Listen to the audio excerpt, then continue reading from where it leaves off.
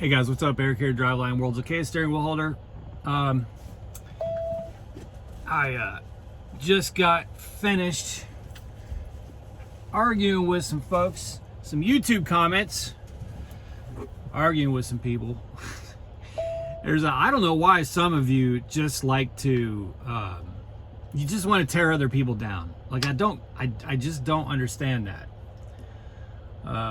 Like, I don't know if it just makes you feel better or what it is, but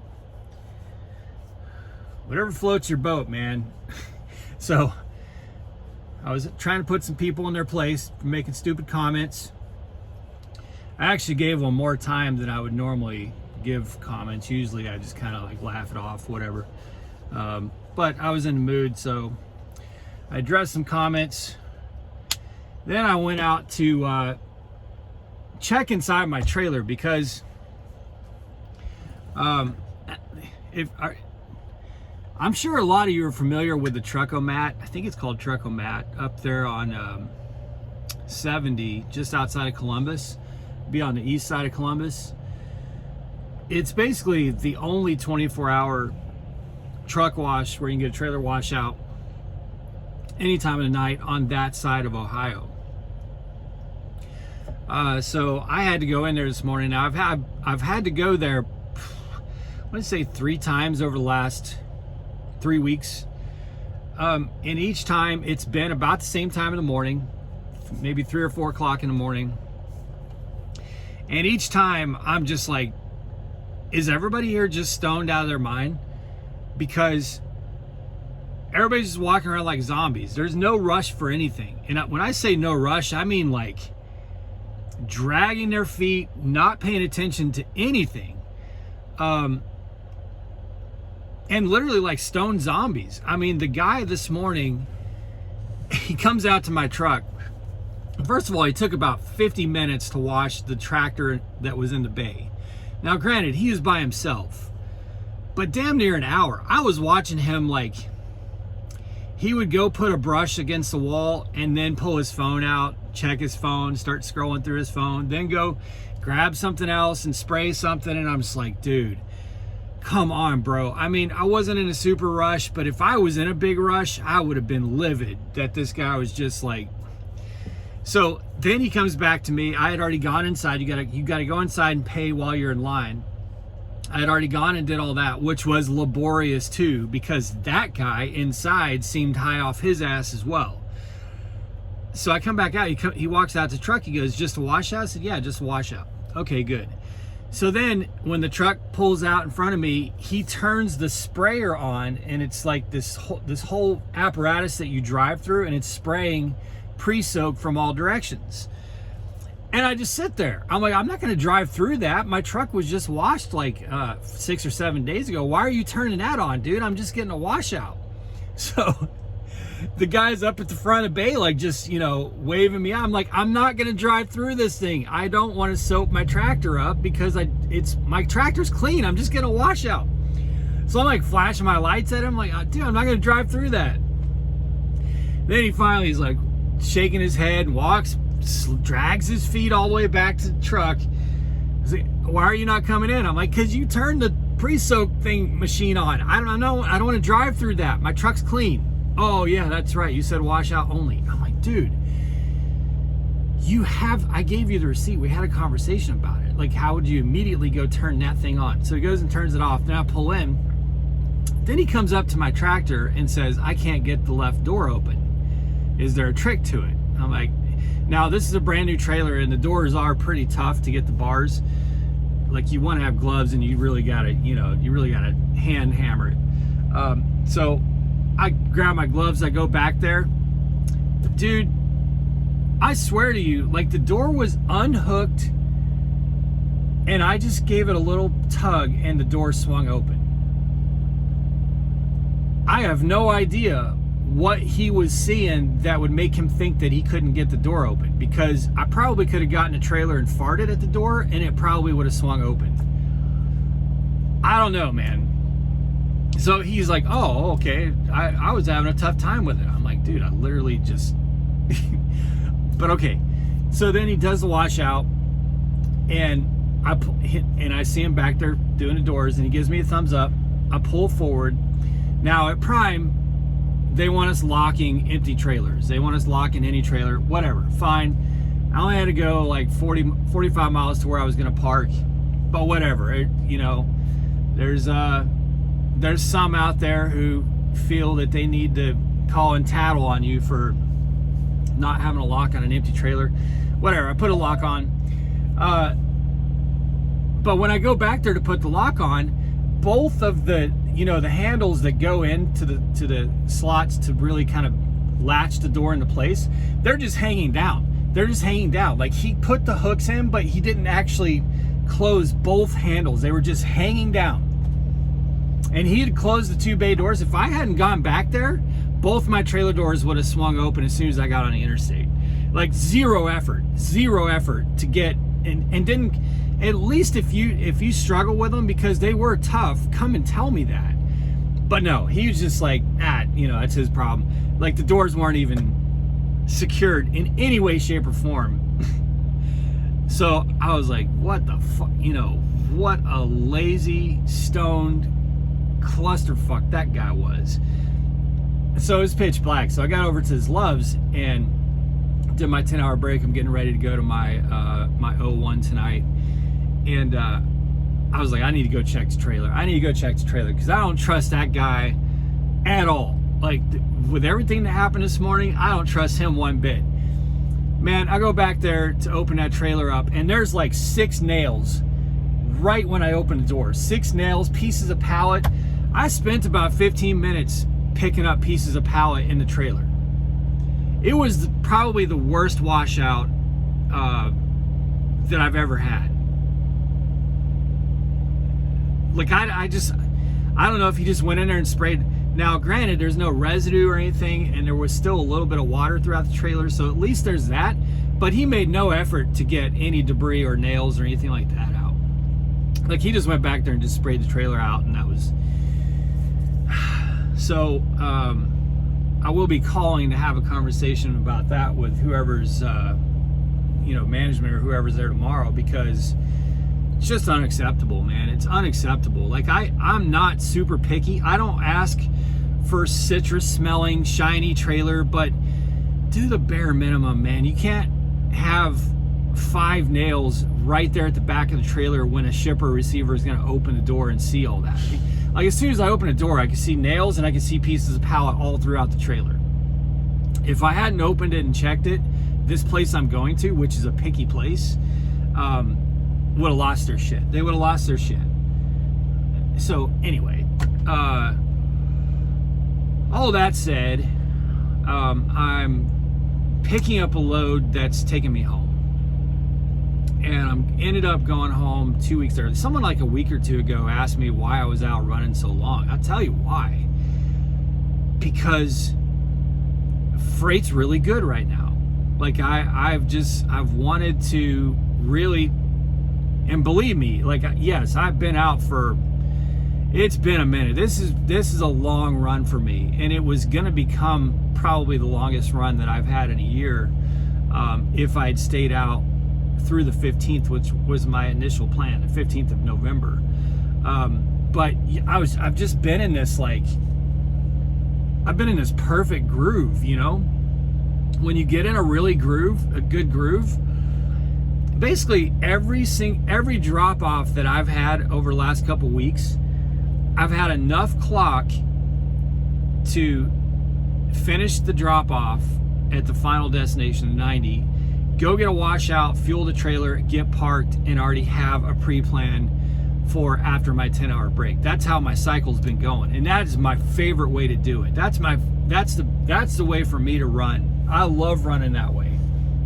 I love running in a way that I get the trailer and the truck fueled, cleaned, ready, take my break during the day when everybody else is out doing their thing, and then I'm ready to just go straight to a shipper when I wake up, get showered at night. And that's how I've been able to run for the last couple weeks. It's been amazing. So I've not wanted to break that up, and it's been very profitable, and just everything's been going really well. So that's why I've continued running. Someone was like trying to claim that Prime Eric can't go home. But I can go home whenever I want. I don't even have a truck payment. You know what I mean? But it's just when you get in a really good profitable rhythm like that, it's hard, because after you go home, you've got to come out and just kind of reboot and restart and get back into the game. And it never really starts that smoothly. So that's why I've kind of just really, and it's been hard, super hard, because I'm watching my son grow up from afar. And probably more importantly at the moment, and this is why I'm going home, is that my wife is pretty sick. A lot of you know Jenna. A lot of you remember Jenna from the YouTube days of when she was on the truck. And then some of you will remember when I talked about that stupid tick. She had a tick that gave her Lyme disease. I want to say it's a couple months ago now. And it hit her hard. She ended up with shingles over it, and it was just like, she had reached a point, I'm not kidding you guys, doctor basically told her, look, if you hadn't come at the time that you did to get on these antibiotics, it could have become a life or death situation. This is mind-boggling to me, because I've gone my whole life kind of hearing about Lyme disease and ticks, but just never really knowing anybody that had Lyme disease or got Lyme disease. And I grew up in the South up until 1995, so ticks were just part of life, you know what I mean? Ticks, chiggers, mosquitoes, all that. It just never knew. It's just something you hear about that other people experience. Never in my wildest dreams would I imagine that my wife would get Lyme disease from a tick. And it's kind of a mind fuck for her too, because she's just like, I can't believe my life has been turned upside down from a fucking tick. You know what I'm saying? So she went on antibiotics and kind of, was able to seemingly put it to rest. Well, it came back, and it came back with a vengeance. And now she's on even stronger antibiotics. And when she went to the doctor the other day, the doctor was basically like, look, you've got to take these stronger antibiotics to fight this Lyme, or here in like 6 weeks, you're going to be dealing with, going through seizures and stuff like that. Like, it's wild, man. It's so wild to me that tick-borne Lyme disease is like hitting my family. So let me just tell you, if you think that, that's just something that happens to other people, you need to be very mindful. You got a lot of ticks in your yard, or you live somewhere where there's a lot of ticks, I would take precautions. Let me just put it that way, because never in my wildest dreams would I have expected this to wreak so much havoc on my family. But it has, it's been devastating to Jenna, you guys. I'm not exaggerating it, okay? I'm actually, I'm actually telling you in a trying not to overwhelm you guys with it, but let me just say it's, I'm understating it. I'm definitely understating it. She's going through it. And it's not good, and she's very sick. She's very sick. And I don't mean just cold, you know what I mean? So I need to get home to her. I need to get home to her and help her rest. And, my son is just a Tasmanian devil. And I need to try to take that weight off of her plate. Like, she just needs to rest for a bit and focus on nutrition and the antibiotics and everything the doctors want her to do to try and get better, because she is up against it, you guys. She is really, really up against it. So that's why it's like, I told my fleet manager like 2 or 3 days ago, I was like, hey, put me down for home time, I think on the 14th or 15th. to be routed. But then last night I had to go to the night dispatch and just be like, hey bro, like this has to happen. You know what I mean? Like I can't put it off for 2 more weeks. I've got to get to my wife, you know, like I'm needed at home. So I'm picking up a load tonight that is gonna get me there, and I'll go home for a couple weeks, and I'll probably not be home for Thanksgiving because that would require me to be home for a month. But right now it's just important for me to be there for her. So that's what I'm doing now. Let's see, what time is it? I can leave. I'll probably leave here in about 10 minutes. It's gonna be a long night.